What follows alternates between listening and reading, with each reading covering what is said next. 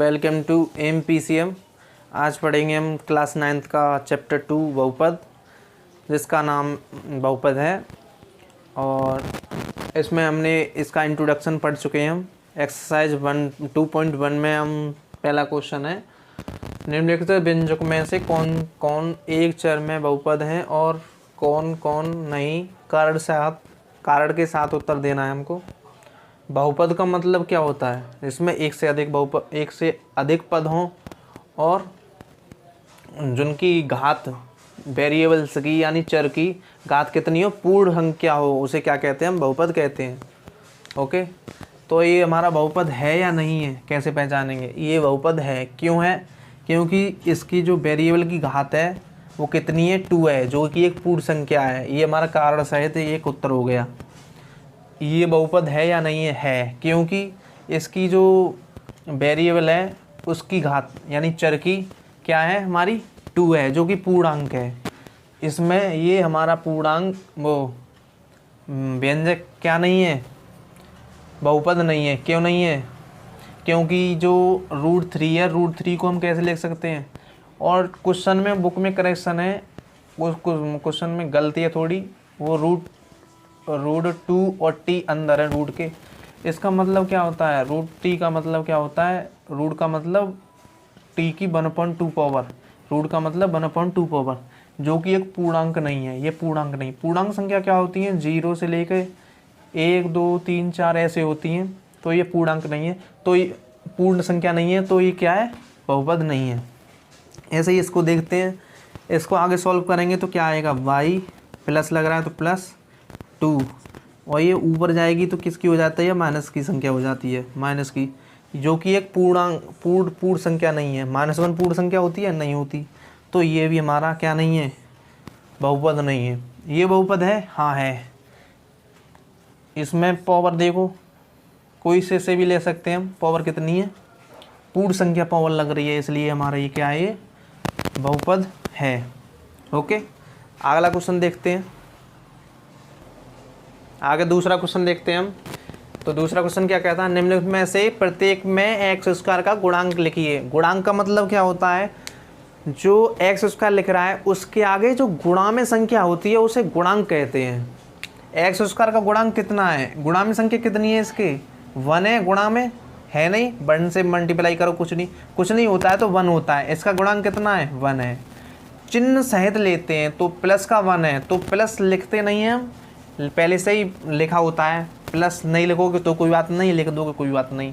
इसका x² का गुणांक कितना है? इसमें -1 है। क्यों? माइनस नहीं लिखा होता है, माइनस लिख देंगे और 1 है गुणांक में 1। सही है। इसमें x² का गुणांक कितना है? गुणा में कितनी संख्या है? ये है ना, π/2। x² गुणांक कितना है? π/2। इसमें x² दिख रहा है? नहीं दिख रहा, तो x² का गुणांक कितना होगा? 0।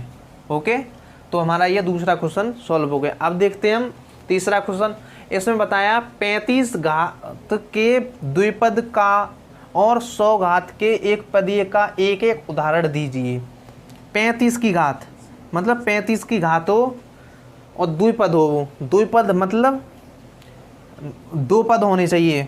जैसे अपनी तरफ से हम उदाहरण लेते हैं, उदाहरण देना है इसमें, तो कुछ भी ले सकते हैं। जैसे y 35 की घात है +5, कुछ भी ले सकते हैं। 2x 35 +6। द्विपद होना चाहिए, 2 पद होने चाहिए। कितने पद हैं? 1 2, 1 2। कोई सा भी उदाहरण ले लो, अपने हिसाब से कुछ भी लिख सकते हैं। 100 की घात का एक पद ये देना है, तो एक पद दे दो। y की पावर 100, ये एक पद हो गया। x की पावर लगा दो, चाहे z की पावर लगा दो, आगे कुछ भी लिख दो, हो जाएगा हमारा ये एक पद। अब क्वेश्चन नंबर हम 4 देखेंगे। 4th क्वेश्चन देखते हैं। निम्नलिखित बहुपद में से एक प्रत्येक बहुपद की घात लिखिए। घात लिखनी है इसमें। घात का मतलब होता है इसमें जो हमारा वेरिएबल होता है, चर होता है, उसकी जो सबसे बड़ी घात होती है उसी को हम क्या कहते हैं? घात कहते हैं। तो इसमें सब वेरिएबल की सबसे बड़ी घात क्या दिख रही है आपको? 3 दिख रही है। x की पावर कितनी है? 3, तो इसकी घात कितनी होगी? 3। इसकी कितनी होगी? दूसरा क्वेश्चन है, इसमें वेरिएबल की पावर कितनी दिख रही है? 2, तो इसकी घात कितनी होगी? 2। इसमें कितनी दिख रही है सबसे बड़ी घात? टी की कितनी दिख रही है 1, इस पर कोई घात नहीं होती है, उस पर 1 घात होती है। इसमें वेरिएबल है नहीं है, तो इसकी घात कितनी होगी 0। ओके, तो हमारा ये 4th क्वेश्चन हो गया। अब देखते हैं हम 5th क्वेश्चन। बताइए कि निम्नलिखित बहुपदों में से कौन कौन बहुपद रेखिक है, कौन कौन द्विघाती है, कौन कौन त्रिघाती है। इसमें इसको बताना है, बताने के लिए हमें ये पता होना चाहिए रेखिक बहुपद किसे कहते हैं और द्विघात बहुपद किसे कहते हैं, त्रिघाती बहुपद किसे कहते हैं। हमने एक टेलीग्राम पर PDF प्रोवाइड की है, उसमें आप पढ़ लेंगे, जो लिंक हमारा डिस्क्रिप्शन में दिया है उसको पढ़ लेना, आपको समझ में आ जाएगा वहाँ पे। लेकिन हम यहाँ पे भी समझा देते हैं। तो रेखिक बहुपद किन्हें कहते हैं, जिनमें कोई घात नहीं लगी रहती, केवल 1 की घात लगी रहती है। मतलब 1 की घात, जैसे कोई घात नहीं है, जैसे ये है, क्या रेखिक है, इस पर कोई घात लग रही है, 1 की घात लग रही है, खाली रेखिक है, इन्हें कहते हैं रेखिक। अब इसमें द्विघाती किन से होते हैं, द्विघाती इन पर 2 की घात लग रही हो, जिन बहुपदों पर 2 की घात लग रही हो, जैसे ये 2 की घात लग रही है। अब त्रिघाती मतलब 3 की घात लग रही हो। ओके, समझ में आ गई। तो ये क्या है द्विघाती, क्योंकि 2 की पावर लग रही है। ये है त्रिघाती, 3 की घात लग रही है। ये द्विघाती, 2 की पावर लग रही है। और ये रेखिक है, क्या है रेखिक, 1 भी घात नहीं लग रही, 1 की घात लग रही है इस पर।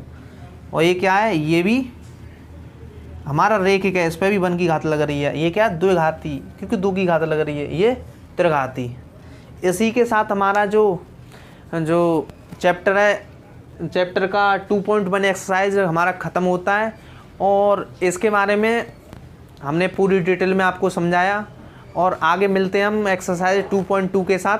Thank you.